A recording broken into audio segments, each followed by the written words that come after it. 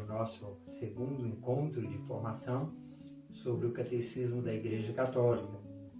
No nosso primeiro vídeo nós vimos um pouco da história de como foi se constituindo, como foi se estruturando o Catecismo da Igreja Católica em toda a sua história de caminhada.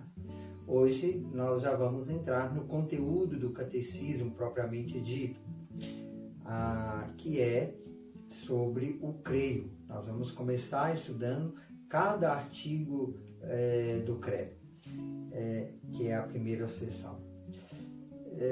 Todas as vezes que nós falamos eu creio ou nós cremos, nós estamos manifestando a nossa fé.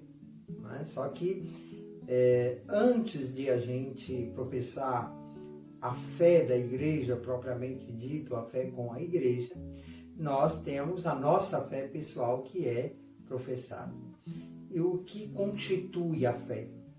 Dois pilares constituem a nossa fé. Primeiro é a confiança. Uma confiança incondicional a Deus. Confiamos em Deus plenamente. Nos depositamos, nos colocamos em sua mão. E o segundo pilar da fé é a fidelidade. Não é? Eu sou fiel ao meu Deus, aquele que me criou. O ser humano em si mesmo, ele já traz o desejo de Deus. No coração do homem já está inscrito esse desejo de Deus. E para nós que cremos no Deus único, não é? Esse desejo já está implícito em nós, porque foi esse próprio Deus quem nos criou.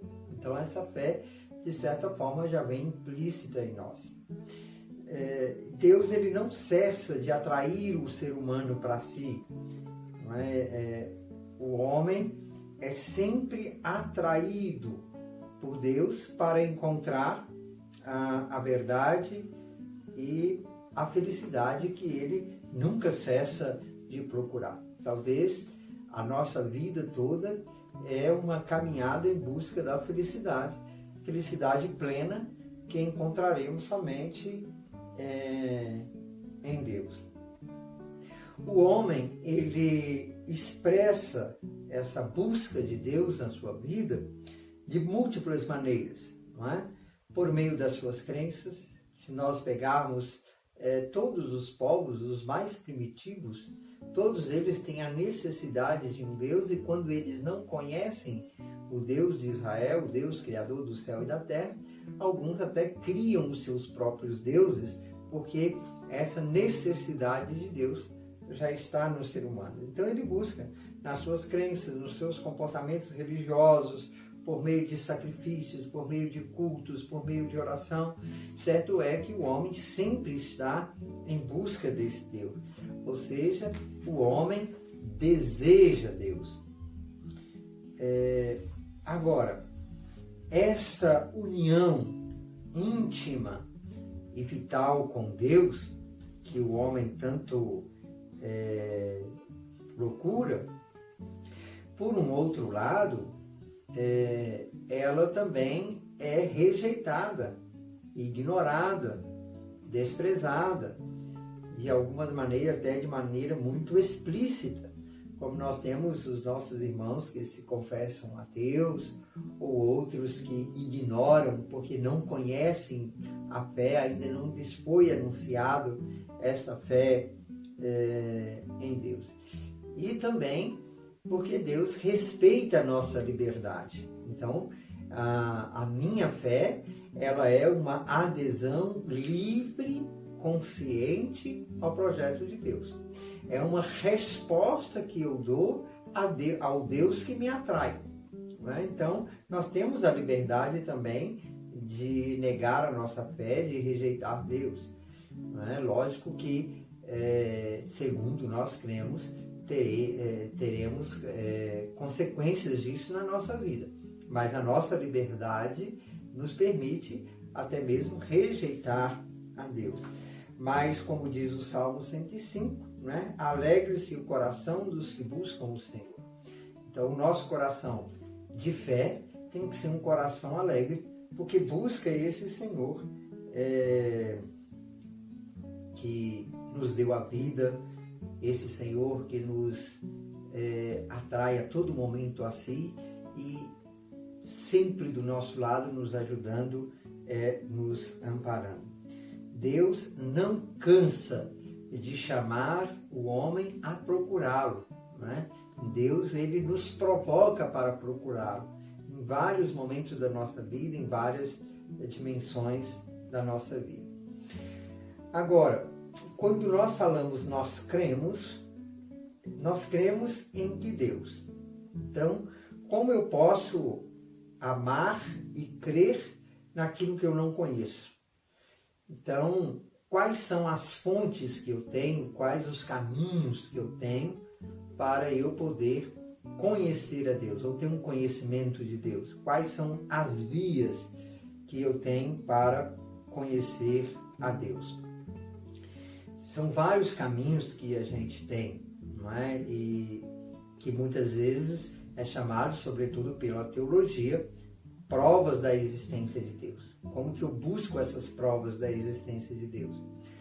É lógico que nós estamos falando de buscar a prova da existência de Deus, não como a ciência experimental, né, em que vai experimentar e através de experimento provar a existência de Deus, procurando certezas por vias experimentais. Mas a nossa prova da existência de Deus, nós buscamos a partir de duas realidades. Primeiro, a realidade do mundo, não é? O mundo que é criado por Deus, com a sua natureza, com a sua organicidade, com a sua harmonia, com o seu funcionamento. São as sutilezas da criação que vai nos mostrando a prova de Deus. E o segundo é o próprio homem, a sua abertura à verdade, à beleza, aos seus princípios éticos e morais. Então, essas são as vias que nós temos para poder conhecer a Deus, não é? Buscar as provas da existência de Deus. O mundo e o homem atestam que não tem em si mesmo, não é? Esse princípio de conhecer plenamente a Deus. Por isso, então, precisa da graça e da fé e da revelação de Deus. Deus se revela, não é? A nossa faculdade, a nossa razão humana nos torna capazes de conhecer a Deus a partir das realidades que nós temos. Nós somos convidados a entrar na intimidade de Deus a partir das realidades vividas por nós. Então, a criação e a vida humana em si. O conhecimento segundo a igreja. A nossa igreja, que é mãe, sustenta e ensina que o princípio e o fim de todas as coisas pode ser conhecido com certeza pela luz natural da razão humana a partir das coisas criadas. Então, partimos da realidade criada por Deus para chegarmos ao conhecimento do Criador, não é? Mas o homem tem a necessidade de ser iluminado por essa revelação de Deus. Deus que se revela. Não somente sobre o que ultrapassa o nosso entendimento, ou seja, as questões que nós chamamos de metafísica, não é? Ou seja, aquilo que vai além da nossa capacidade física de entender, mas também sobre as verdades religiosas e morais que, por si só, são inacessíveis à razão, a fim de que estas, no estado atual do gênero humano, possam ser conhecidos por todos sem dificuldade, com firme certeza e sem confusão. Então, nós, para chegarmos ao conhecimento de Deus, nós usamos as nossas realidades palpáveis e usamos a nossa experiência moral, ética e de convivência. Outra questão que nos vem no catecismo: como falar de Deus? A igreja, ela exprime sua confiança na possibilidade de falar de Deus a todos os homens e com todos os homens. Olha que interessante, a todos os homens e com todos os homens. Esta é uma convicção que nós temos. E uma vez que o nosso conhecimento de Deus é limitado, também é limitada a nossa linguagem sobre Deus. Só podemos falar de Deus a partir da criatura e segundo o nosso modo humano limitado de conhecer e de pensar. Portanto, muitas coisas que nós atribuímos a Deus parte da nossa realidade, da nossa convivência humana. Então, todos nós trazemos a semelhança de Deus em nós. E não só nós, seres humanos, também como toda a criação tem a semelhança com o seu Criador. É lógico que o ser humano foi criado, de certa forma, à imagem e semelhança de Deus. Então ele está mais próximo dessa semelhança com Deus. Mas toda a criação revela esse Deus que é Criador. Não é? Então, às vezes é muito mais fácil para nós apresentar e falar aquilo que Deus não é do que aquilo que Deus é. Porque Deus é quase que inacessível na sua completude. Apesar de que Ele nos revela de maneira inteira em Jesus Cristo, mas a nossa capacidade humana faz com que Deus às vezes se torne inacessível com o nosso conhecimento. Não é? Agora é interessante que Deus sempre vem ao encontro do homem. Não é? Existem outra ordem do conhecimento de Deus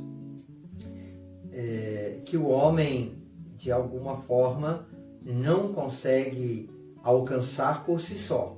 Daí vem a revelação de Deus. O Deus que se revela plenamente o seu projeto e vai chegar na plenitude com o envio de Jesus Cristo.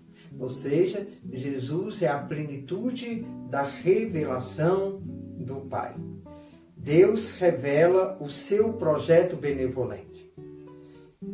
Deus revela a si mesmo por intermédio de nosso Senhor Jesus Cristo. Agora, é lógico que a revelação de Deus não se dá somente a partir de Jesus Cristo. Deus sempre se revelou ao ser humano. Por isso tem o que nós chamamos de etapas da revelação. Na criação, quando Deus cria e coroa a criação criando o homem e a mulher à sua imagem e semelhança, ali Deus já está se revelando. Depois, ele se manifesta aos nossos pais na fé, inclusive manifestando a Abraão, convidando Abraão a ser o pai de uma grande nação, de um grande povo. Depois disso, ele vai instruindo outros patriarcas. É Deus que vai se revelando. A essa revelação de Deus, que começa com a criação, ela nunca foi interrompida, nem quando o homem pecou, quando os nossos pais na fé pecaram.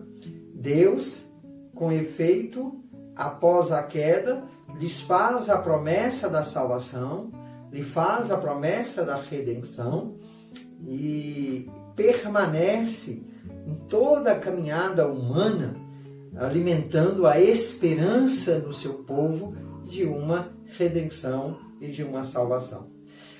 Deus vai fazendo aliança com o seu povo, assim como fez aliança com Noé depois do dilúvio. Depois Deus vai fazer aliança com Moisés no Monte Sinai, dando a sua lei, E é interessante porque, se nós observarmos a lei que Deus entrega a Moisés, nada mais são do que princípios éticos e morais para a convivência humana, não é? Vai para muito além de um discurso meramente religioso, mas vai para respeitar a dignidade humana. E depois nós temos os profetas que vão instruir o povo na fé e que vão alimentar a esperança no Salvador, que vai desencadear depois, com a vinda de nosso Senhor Jesus Cristo, o Messias prometido. Agora é lógico, o povo de Deus passou por muitos desafios, não é? Cometeram muitos pecados contra Deus, negando Deus, criando novos deuses. Quantas vezes foram ameaçadas por falsas idolatrias, ou melhor dizendo, por falsos deuses, por idolatrias, e que ainda hoje vivemos momentos assim, em que as pessoas vivem verdadeiras idolatrias, as pessoas se pervertem, dão as costas para Deus. Não é? Mas em Cristo, Deus se revela para que nós sejamos salvos através de Cristo. Ele é a revelação plena de Deus. Deus depois vai formar um povo para si, o povo de Israel. Não é? Deus escolhe um povo. Mas quando Deus escolhe esse povo separando da demais humanidade, através dos profetas, ele sempre vai anunciar que a salvação é para todo ser humano. Ou seja, não é só o povo de Israel que terá acesso à salvação de Deus, mas todas as nações, todos os povos, de todos os lugares. E esta é a expectativa de uma aliança plena e definitiva pregada pelos apóstolos. E isso vai se concretizar em Jesus Cristo, que é o mediador por excelência de toda a mediação da revelação. Não é? É a plenitude de toda a revelação. Muitas vezes e de muitos modos, Deus falou aos nossos pais, pelos profetas, e nesses dias que são os últimos, falou-nos por meio do teu Filho. Está lá na carta aos Hebreus, capítulo 1, versículos 1 e 2. Então, Deus falou de muitos modos, se manifestou de diversas maneiras, mas agora é o seu próprio Filho que o revela na sua inteireza. Então, olha, por hoje nós vamos ficando com esses aspectos.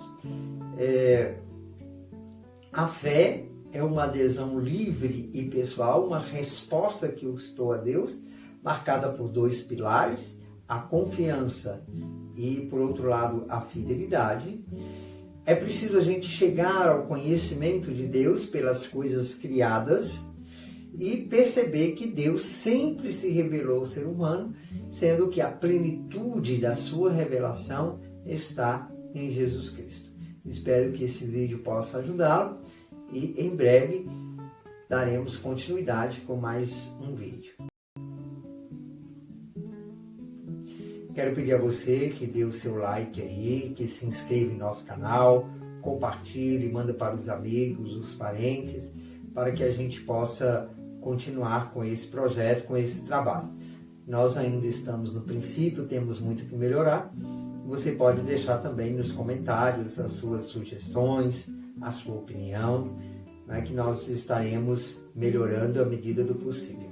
Então, conto com a colaboração de todos vocês. Um abraço, fique com Deus. Deus os abençoe e vos guarde.